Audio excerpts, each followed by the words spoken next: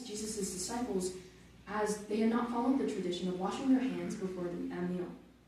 To which Jesus replies, the hypocrisy of it all, as they had not even given the financial aid of their own elders, a separate tradition.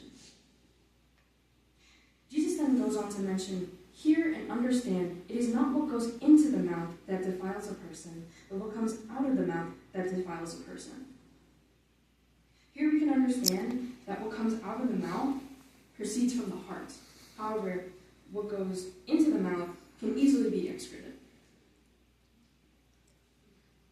For out of the heart comes evil thoughts, murder, adultery, theft, false witness, slander. These are what defile a person, but to eat with unwashed hands, that does not defile a person. Jesus then proceeds to say, blind leading the blind will only make you fall into a pit.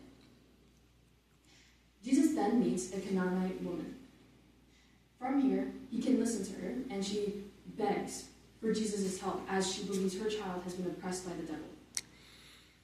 What we have to understand is that she had referred to Jesus as son of David. This is a Gentile woman who has recognized Jesus for who he is.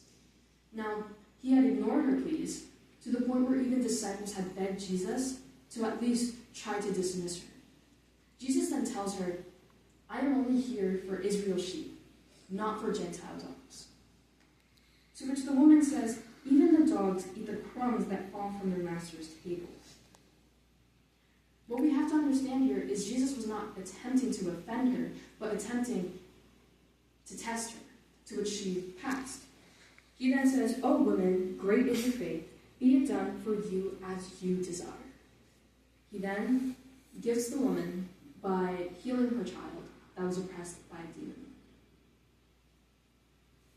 Now, Jesus went from there and started to walk by the Sea of Galilee. There, he sat up on a mountain, sat down with a great crowd approaching him.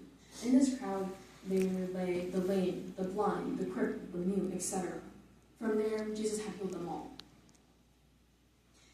And once again, without wishing for them to leave without being fed, he asked his disciples, what food do we have? To which the disciples then say, we only have 7 loaves of bread and some fish.